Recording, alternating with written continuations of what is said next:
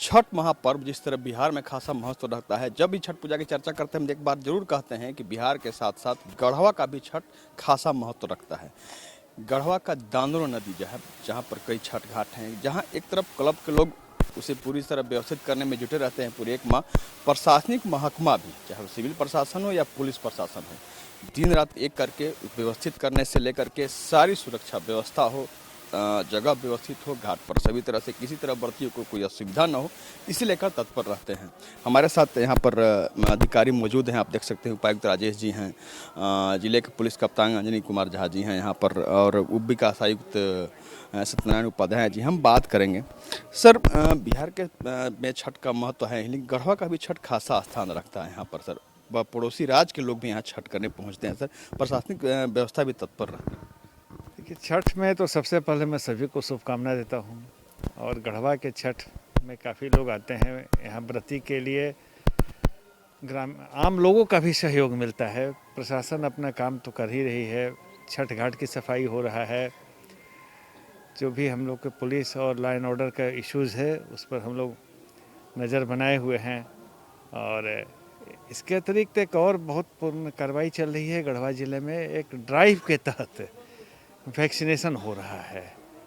और पिछले अगर एक सप्ताह में हम लोग दे तो करीब हम लोग 70 से 80 हज़ार लोगों को टीका दे चुके हैं। अभी भी ड्राइव मेरा चल रहा है और काफ़ी लोगों में उत्साह है और सपोर्ट है।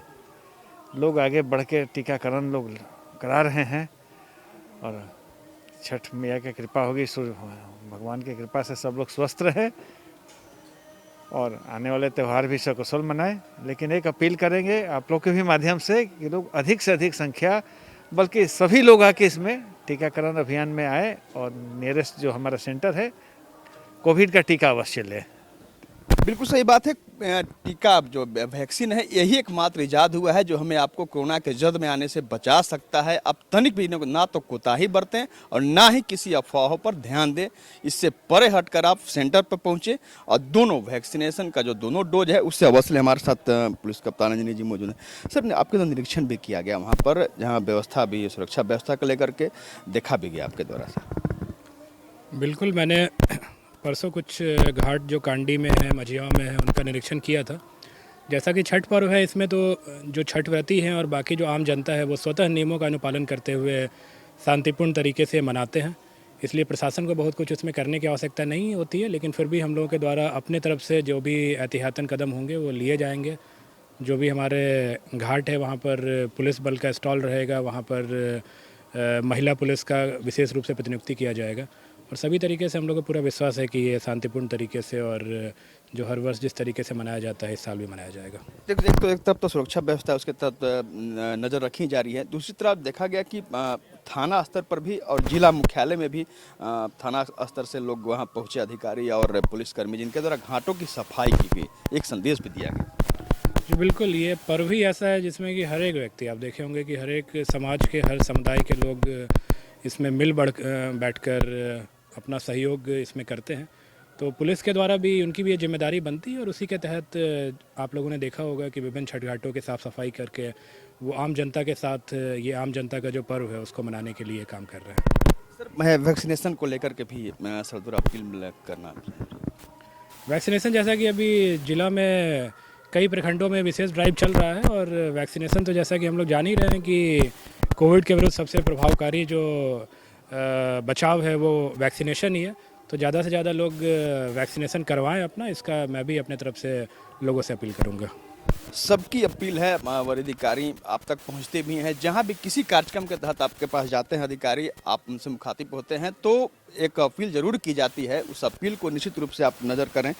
और हमारे साथ विकास आयुक्त हैं। सर, वैक्सीनेशन लगातार ड्राइव भी चलाया जा रहा है, लोगों तक भ्रांतियाँ दूर हुई हैं, लोगों की अफवाह पर लोग ध्यान नहीं दे रहे हैं, लेकिन कहीं ना कहीं